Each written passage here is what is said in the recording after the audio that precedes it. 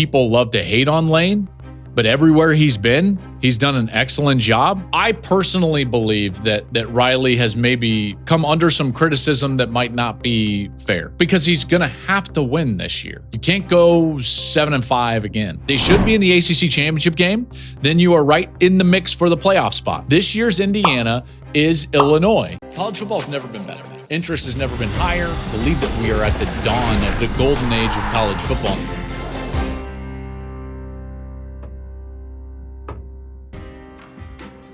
Hey, what's up, everybody? Welcome into the Joel Klatt Show. I am Joel Klatt. This show, as always, is brought to you by Hampton by Hilton. We thank them for their support as we roll on here in the off-season, another summer right before college football. Can't wait for it to get here. Oh, my gosh. Can't get here soon enough. Can't wait to get to Columbus for that Texas-Ohio State game. Obviously, that's going to be a monster. Hey, remember, we've got all sorts of off-season content. So if you have not been here every single week, make sure to go check out what we've been delivering over the course of the summer. We had an interview with Tony Petitti. We had an interview with Marcus Freeman. You can check that out, among some other things that we talked about, both in the structure of college football and then previewing next season. So if you have not checked out everything that we've got, go to the YouTube page, subscribe to the channel. There's all of our content there. You can subscribe and you'll know exactly when our content drops. And then on social media, go follow us on social media, wherever you like to social media. Doesn't matter, young, old, wherever you're, we're there. At Joel Klatt Show is where you can find us. Today, really fun kind of off-season type content, but I wanted to talk about what we had last year and it got me thinking about this year. So last year we expanded to the 12-team playoff. And because of that, we went from a very exclusionary 4-team playoff. Not many teams had been to the playoff in the history of that 10-year 4-team playoff. And all of a sudden we had 6 new teams that had never been to a playoff before, and bang, here they are. So we had Penn State, Tennessee, Indiana, SMU, Arizona State, Boise State, all make a playoff. And those new teams got me thinking, like, who are the teams, who are the programs that have never been to a playoff that could be crashing the party this year? So we're going to have a little list here. The 10 most likely teams, in my estimation, to make their very first college football playoff. And I'm actually going to rank these 10-1. Okay, so who's next? We had 6 last year. Who's possibly next? I did it. I didn't want to, but I did it. I included this team at number 10. We're going 10-1. 10 would be the least likely of the 10. Number 1 would be the most likely of the 10 to actually make their first playoff in their program's history. At number 10, I had to do it. I just had to, partly because of the schedule, and you can see the pain on my face because, again, I want to play this game with this particular program, which is until you do something, I'm done. Right? Because I've been such a supporter for so long, even though I was a rival as a player. So that's Nebraska, of course. Nebraska is going to check in at number 10. They were right there in a bunch of games last year. They went 2-5 in one-score games. Can they turn it around? Yeah, they probably can. They're going to have a returning quarterback in Dylan Raiola, who was just a true freshman. So yeah, you could say he made a lot of mistakes last year. But remember, you get some experience going and you get the continuity of having your coach back now for Matt Rule. I think that they can probably take a little bit of a jump. You look at their year last year, it was progress. Year 2 with Rule was almost really good, except for those one-score games, which I know you could be saying forever for Nebraska, but they snapped that 7-year streak without a bowl. That's progress. And then historically for Matt Rule, year 3 has been a jump. You look at what he did at Temple, what he did at Baylor. He won at least 10 in year 3 at both locations. So is that a possible jump this year? He's got an experienced quarterback. They upgraded at the wide receiver position from last year. Dane Key in from Kentucky, Hunter from Cal. They got some O-line help amongst their transfers. And then on defense, the front 7 has to replace some really good players, whom I was very impressed with a year ago. They played really well, in particular, even in a loss against Ohio State in the middle of that defensive line. But there's a lot of experience in that secondary still. So to me, now it comes down to schedule. They've got a real shot to be 7-1 in their first 8 games going into November. Now, will they be? I'm not sure. They're going to have to win some of those close games, which historically has been a real issue for Nebraska. But their first 4 games, Cincinnati and Kansas City, Akron, Houston Christian, like they're going to be right there in terms of moving into the middle of their schedule, moving into the back end of their schedule before they really hit some, what I would consider to be turmoil in their schedule. They've got Michigan State, they've got at Maryland, at Minnesota, and then November doesn't seem that difficult. USC, probably their most difficult. At UCLA, bye week. At Penn State, clearly their toughest game.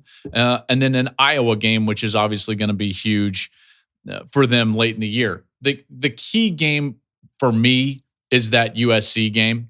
They have that Michigan game early. Do they have to win that one? Probably not. Do they have to beat Penn State? Probably not. But then you look at that November 1st SC game, and that's the one that I'll be kind of looking at. The games there. And then you look at the ending of their schedule. If they can get past USC, even if Michigan were to beat them, even if Penn State were to beat them, now you look at that Iowa game, and now you're like, okay, do we have a chance at 10-2? I think 10-2, Nebraska probably goes. So as long as they don't stub their toe, they could be playing some meaningful games in November. So they're going to check in at number 10. All right, here's number 9. Truth be told, just by the quality of this team, I would probably put them higher. But the ridiculous nature of their schedule, I can't put them any higher than 9, and that's Florida. Okay, so Florida is at 9. There's a lot to like about this Florida team. They could be a top 15 team to start the year. DJ Lagway, he looks like a potential star. Has some weapons on the outside. 5-star true freshman Dallas Wilson. I think he could be a real factor early in the year. They've got quality running backs, so I like their backfield. They've been good, and I think will be good on the line of scrimmage. 4 starters back on the offensive line, including Jake Slaughter. Jake Slaughter was an All-American at center. Their defense, they still have guys like Tyreek Sapp, really good player. Caleb Banks on the defensive line. The defense, I thought, improved under Ron Roberts. That's a good team. Look what they did late last year. I think Billy Napier has done an excellent job. You look at how hot his seat was at the beginning of the season, and then what they were able to do, and now with some momentum moving forward. So why aren't they higher on the list? Well, their schedule is brutal. They've got, just look at September alone. At LSU, at Miami. That's brutal. Then in October, they've got Texas coming to town. They've got to go to Texas A&M. Then in November, they've got Georgia. They've got to go to Ole Miss. Hello? What are we doing? Florida, that's going to be brutal. If Florida can somehow go 9-3, that means that they've got wins over really quality opponents, and they can go to the playoff.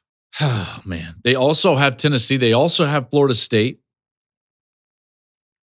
I want to put them higher, and that schedule, let's just put it to you this way. If Florida were to go 9-3, I know last year 9-3 was the barrier, and teams did not get in at 9-3. With this schedule, if Florida were to go 9-3, because remember, if you look at this, okay, so if they're going 9-3, let's just say Georgia beats them and Texas beats them. And let's just say at LSU, that's a loss. Okay, so those would be the 3 losses, which means they would have wins at Miami, at Texas A&M, at Ole Miss, against Tennessee, and against Florida State. So at 9-3, Florida would be in, but that's still a Herculean task for them to possibly get to 9-3. Love their team, love their roster. I like what Billy Napier has done. To me, that's just a really scheduled difficulty of why they're only at 9. All right, let's move on. Number 8. My number 8 team that would be the most likely to make their first playoff appearance would be Kansas State. So Kansas State has a lot of things that I like. Continuity at their head coach. They're going to have a quarterback back. The Big 12 should be crazy, which is why I don't have them higher than this. Because do we really know who's going to win the Big 12? No. Do I think there's going to be multiple Big 12 teams go to the playoff? Probably not, because of the parity in the conference. I don't think that they're going to get the benefit of the doubt at the end in order to get a 9-3 team in. And so then you look at all the schedules and you're like, well, who's finishing second at 11-2? because I think that's what it would take. Go to the championship game, lose that game, you would be 11-2 at that point. Who's doing that? I don't know if there's a lot of teams that can get through that schedule. Everybody is so equally matched. I think I was looking at some of the over-unders in the Big 12. I believe that the worst over-under in the Big 12 is 5.5, and the best over-under in the Big 12, I think, is 8.5. So that's the whole league. I mean, that's just wild. So I look at Kansas State. It's a narrow path, but if someone could do it, again, I'm a Chris Kleiman fan. They've got Avery Johnson. He had his ups and downs last year, but I love his talent. He's a guy that can do a lot with his legs, and in that dual threat mode, I think that they've got something at the quarterback position. They lose Giddens, the running back, but they're going to have that dynamic weapon in Dylan Edwards, who I love. On defense, K-State should be really good in the front seven. That helps you get through a schedule because defense generally can travel, and they're generally consistent, in particular in the front seven. Chris Kleiman just knows how to build. He knows how to win. 8 to 10 wins in every non-COVID season at Kansas State. Every schedule in the Big 12 looks the same, so it's not some sort of schedule, this or that. I like Kansas State. Big opportunity week 0. They face Iowa State in Dublin. If they were able to get that win, man, that sets them up pretty well for the rest of the year, and in particular with where that game sets on the schedule, getting that one early. You could make an argument that might be their toughest game. They've got to travel to Baylor on October 4th. That could be a tough one. They've got to go to Utah, always a difficult place to play, on November 22nd. So we'll see what Kansas State can do. All right, moving on. Number 7. Number 7 team most likely to make their very first playoff appearance in college football is USC. They started last season with a win over LSU, and I thought that was going to propel them to a potential playoff season last year. In Lincoln Riley's first year, they were a game away from going to the playoffs. So I personally believe that Riley has maybe come under some criticism that might not be fair, but I could be wrong. Because he's going to have to win this year. You can't go 7-5 again. You just can't. So you look at last year, you start with a win over LSU, you end with a win over Texas A&M. They showed they're capable. They took Penn State to overtime. They really probably should have won that Michigan game. There was some late execution issues that forced them into the record that they had. The offense wasn't quite a normal Lincoln Riley offense. I still think that they need to get back to running the football like they were able to do in his first year at USC and like he was able to do for the majority of his time at OU, which means that the O-line needs to play well. That's still a question. I don't know exactly how that's going to go. Wide receiver, they lost a lot of wide receiver due to the portal. 2 really good ones, Mekhi Lemon and Jacoby Lane.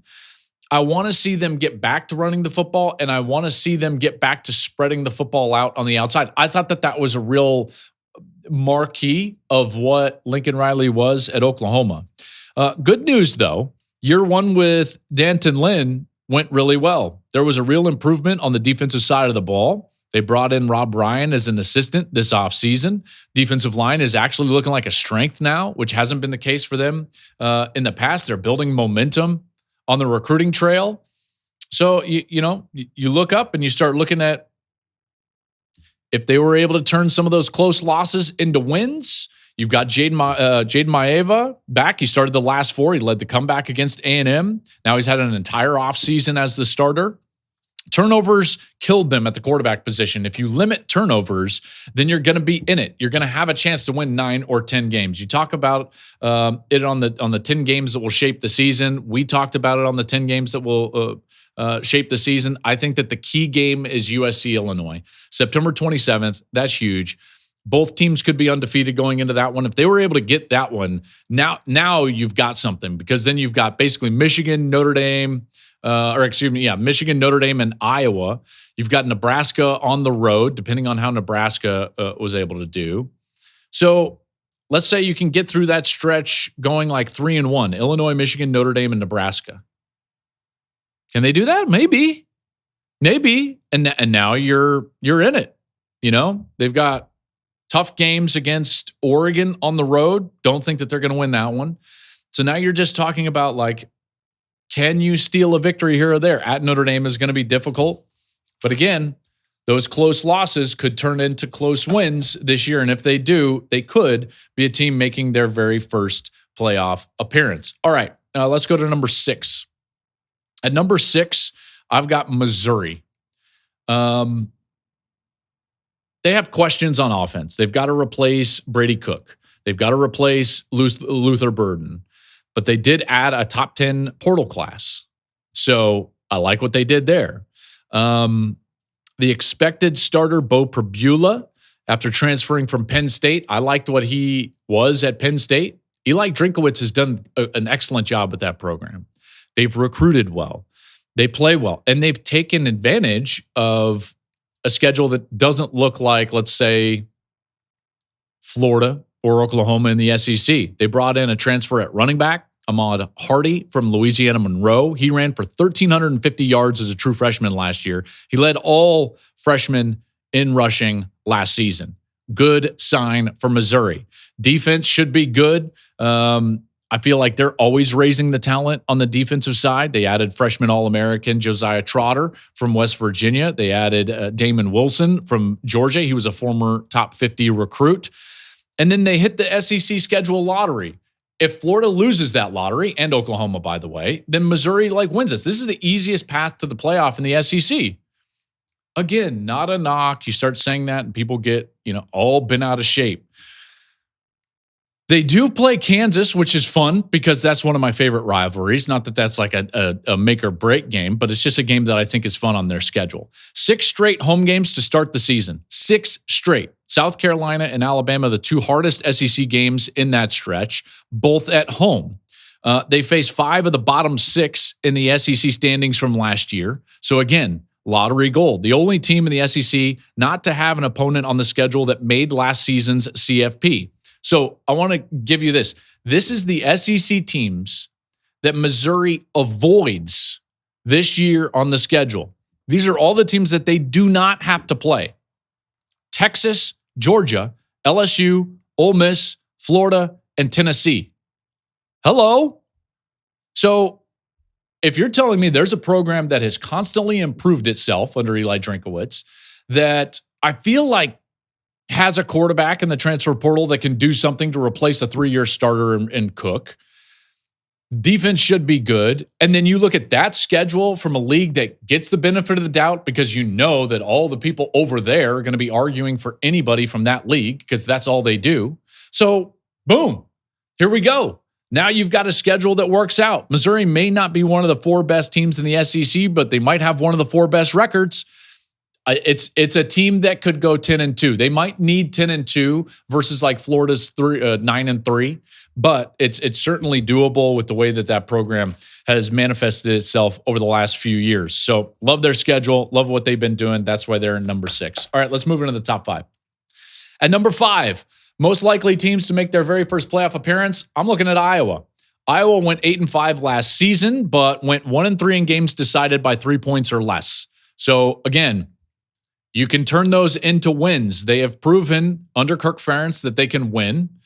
They can win close games. They can have great seasons. They can play above their head. They bring in the best quarterback from the FCC, Mark Gronowski from South Dakota State.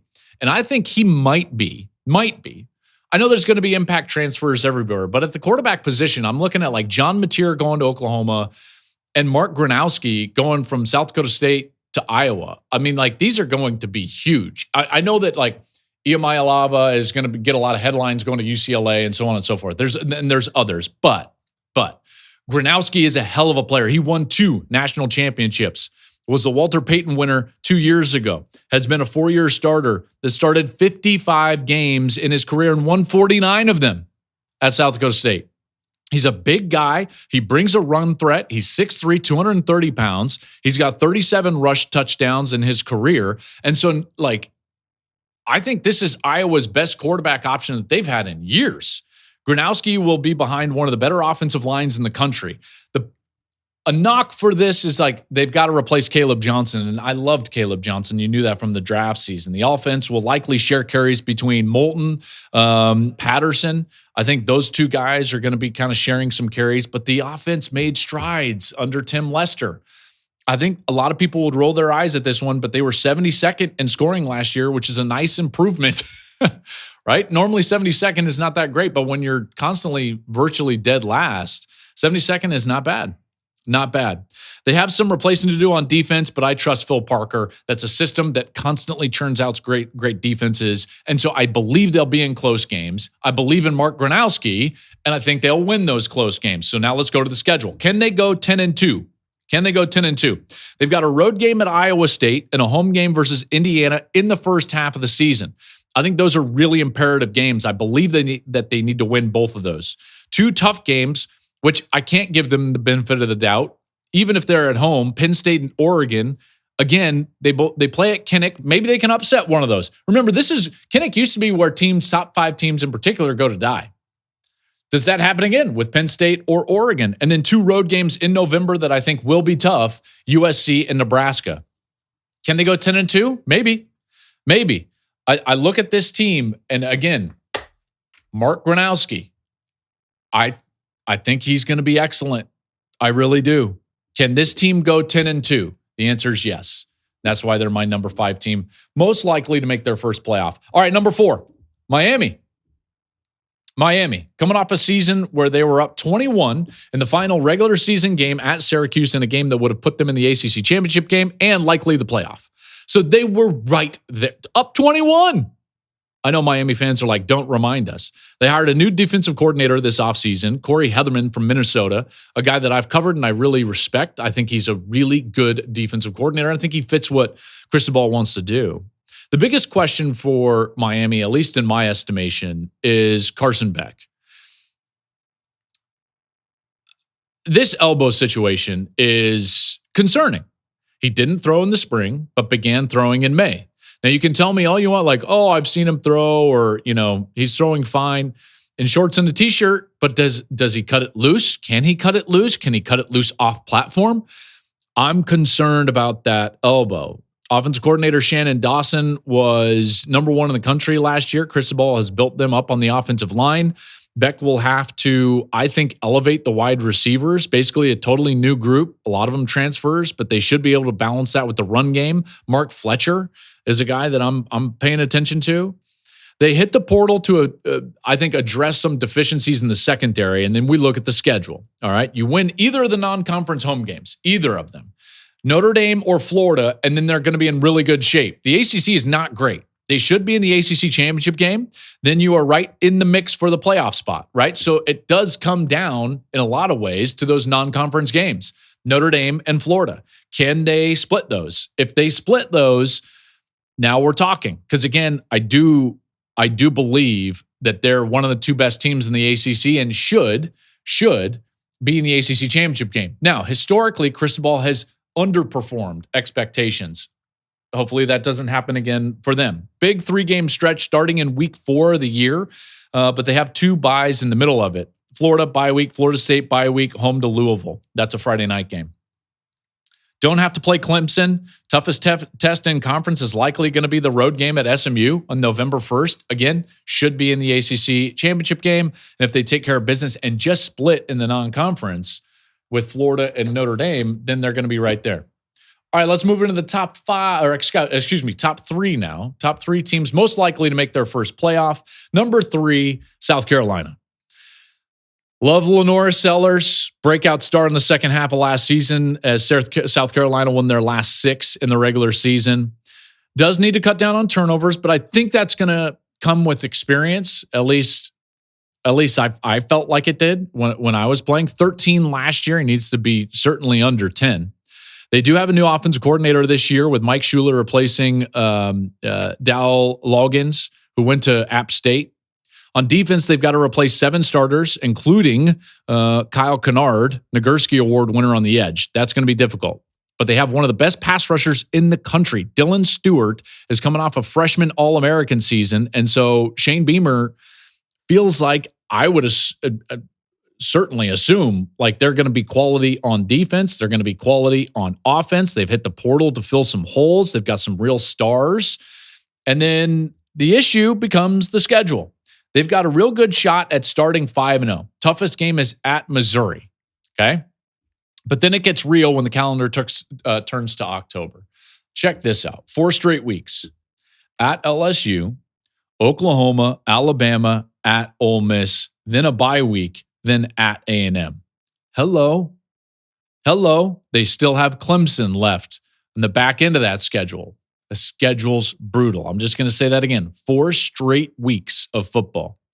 At LSU, Oklahoma, Alabama, at Ole Miss, then a bye week, then at A&M.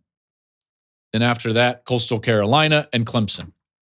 Man, I think they're probably in the same boat as Florida, which means like 9-3, it's going to be difficult to keep them out. Because again, remember now, let's just say hypothetically they're 9-3.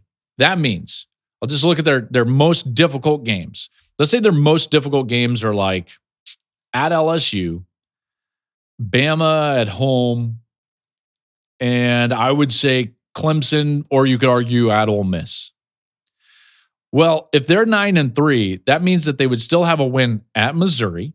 They would have a win over Oklahoma. They would have a win at Texas A&M, and either over Ole Miss on the road or Clemson at home. So 9-3 for South Carolina looks very good.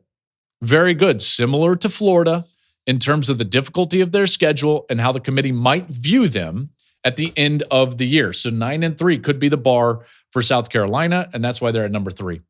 At number 2 is Ole Miss. Now, they've got to replace a ton of talent. But I trust Lane Kiffin. He's not only great at tweeting, he whines a lot about the playoff, which we know, but guy can coach. Lane's an excellent coach. He's one of the best coaches in America. I think that people love to hate on Lane, but everywhere he's been, he's done an excellent job. He's grown. He's matured. I find him to be hilarious on Twitter. I loved taking a jab at him at the end of last year, which he took in stride. By the way, we've texted and talked. Great dude. Loves Lane. They are replacing 18 starters, including 8 draft picks, 5 on defense. How do they replace them? The number 4 transfer class with 30 transfers. Wild. They have to replace Jackson Dart, Austin Simmons. This is also a bet on Kiffin's offense, right? I mean, Kiffin is going to be able to score points. I just believe that. It's a QB-friendly offense. It's a QB-friendly situation. Simmons has been in the system for 2 years, showed what he can do when he came in for a short time during that first half of the win over Georgia, leading them down the field for a touchdown. Okay, so he's got some success in his back pocket. Pete Golding's defense last season was awesome. They were the number 2 scoring defense in the country. They led the nation in sacks, TFLs per game, but that's a lot to replace. Not saying that they can repeat what they did, but I don't think they're going to take a giant step backwards. All right, schedule. Why is Ole Miss higher on the list than South Carolina? Because I like South Carolina's roster better than Ole Miss right now, in particular with the 30 transfers. But I've got Ole Miss higher on this list than South Carolina. Why? It's because of the schedule. The schedule is easier, and they get South Carolina at home. They should be 4-0 when LSU comes to Oxford in late September. They're backloaded in the schedule, which gives Austin Simmons time to mature in that offense, which is quarterback friendly. 5 of his first 6 games are at home. There are only 4 road games in the schedule. 2 are versus Kentucky and Mississippi State, both projected to be 2 of the bottom teams in the SEC. Their toughest games, can they go 3-2 in them with 3 being at home? Okay, so let's look at this. Toughest games: home against LSU, at Georgia, at Oklahoma, home against South Carolina, home against Florida. I believe that if they go 3-2 in these 5 games, 3 of which are at home, that they can go to the playoff. So, do I think they can beat Oklahoma? Yes. Do I think they could beat one of the 3, LSU, South Carolina, or Florida? Yes. What's the most likely one?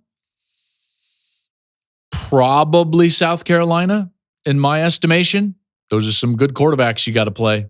Those are some really good quarterbacks.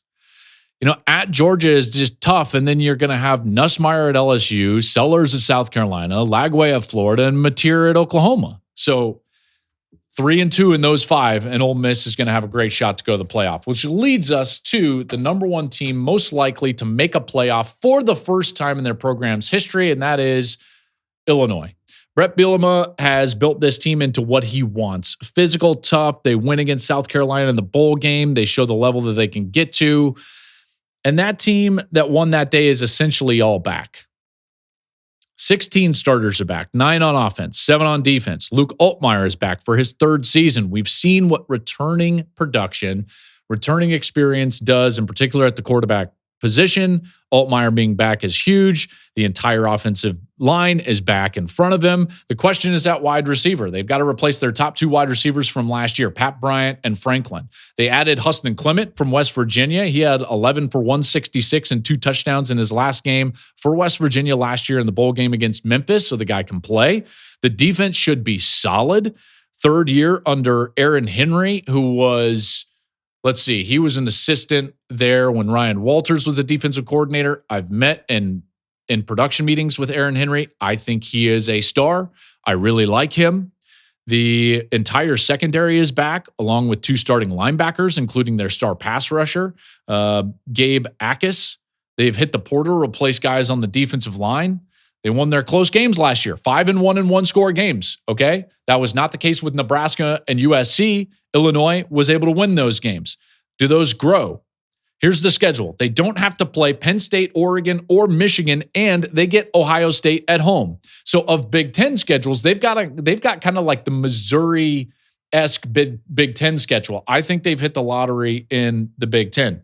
Their first 2 big games at Indiana and then home against USC. Those are back-to-back weeks in September. So we're going to know a lot about Illinois early. Now, here's what benefits them is that they're so experienced. So they can handle early games, big games. Both USC and Indiana, maybe less so USC, but both are kind of breaking in new quarterbacks. I know Maeva got some time late last year, but new quarterbacks. Meanwhile, Art Myers in his 3rd year as a starter and gets to play in September as an experienced player in those big games. That's gigantic.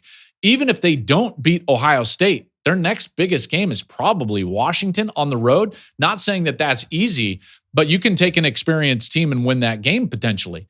And even if they don't win that one at 10-2, I think that Illinois probably goes. This year's Indiana is Illinois, a team that their schedule is perfect, their roster is perfect, there is experience in the right places, and there is a guy at the helm. This case, Bret Bielema, knows exactly what he's doing. So I like Illinois as my number 1 team to make their very first playoff appearance. They've got the roster, they've got the schedule, all things aligned for Illinois this year, which generally means teams underperform because a lot of people pumping their tires this offseason, including me. And I actually saw Bret at the spring meetings for the Big Ten. And he said the same thing. He was like, hopefully our guys aren't listening to all the publicity. And I was like, yeah, you should institute a phone ban over the summer because the last thing they need is to hear things like what I'm saying. The bottom line, though, is with experience generally comes perspective. That perspective generally comes in the form of knowing that nothing is given to you in college football, and you've got to go earn it. You got to go work hard. You got to get into the process. You're not going to get too high on the highs or low on the lows. So you get some stability and level-headedness, which is what comes with, as much as you can in college football, comes with experience, and they have that. They have that at the key positions. All right, so that'll do it. That's the top 10 most likely teams to make their first playoff this year in the college football playoff. Thank you for watching. Make sure to subscribe on YouTube. Follow us on social media at Joel Klatt Show, wherever you like the social media. Big thanks to Hampton by Hilton for always being a part of the show. And we'll be back next week with more off-season content right here.